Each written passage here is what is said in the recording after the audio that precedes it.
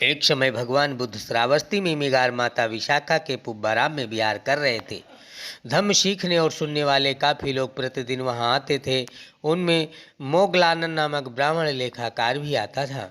एक दिन वह जल्दी आ गया और भगवान को अकेले पाकर उनके पास जाकर बोला कि उसके मन में एक प्रश्न उठता रहता है कि भगवान के पास जो लोग आते हैं उसमें कुछ लोग तो चरम ज्ञान प्राप्त हैं, कुछ लोग हैं जो इसके नज़दीक हैं, लेकिन कुछ लोग ऐसे भी हैं जिनको इस सुख की प्राप्ति नहीं हुई।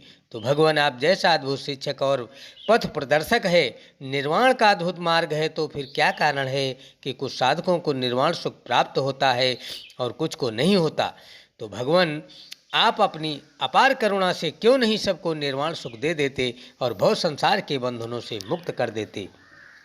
भगवान बुद्ध सवाल पूछने वाले की मना स्थिति देखकर कभी कभी प्रश्न पूछ देते थे। उन्होंने मोगलानंद से कहा, ब्राह्मण, मैं तुम्हारे इस प्रश्न का उत्तर दूंगा, लेकिन पहले तुम जैसा तुम्हें लगे वैसे मेरे इस प्रश्न का उत्तर दो। ब्राह्मण, अब ये बताओ कि क्या तुम राजगृह आने जाने का मार्ग अच्छी तरह जानते हो। मोगलानंद ने कहा, श्रमण गौतम, मैं निश्चय से राजगृह आने जाने का मार्ग अच्छी तरह जानता हूँ। अब कोई एक आदमी आता है और राजगृह जाने का मार्ग पूछता है, लेकिन उसे जो रास्ता बताया जाता है उसे छोड़कर वह दूसरा रास्ता पकड़ लेता है, वह गलत मार्ग पर चल देता है, पूर्व की बजाय पश्चिम की ओर चल देता है। तब एक दूसरा आदमी आता है और वह भी रास्ता पूछता है और तुम उसे भी ठीक ठीक वैसे ही रास्ता बता देते हो। वह तुम्हारे बताए रास्ते पर चलता है और सकुशल राजगृह पहुंच जाता है।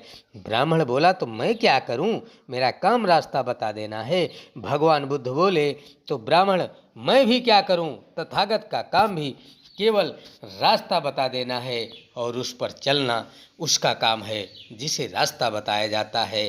भगवान बुद्ध के इस प्रकार प्रेरक प्रसंग से लाखों लोग साधक निर्वाण सुख को प्राप्त हुए और भगवान बुद्ध को अपार करुणामयी भगवान कहा जाने लगा। भवतु सब मंगलम, सबका मंगल हुई, सबका कल्याण हुई।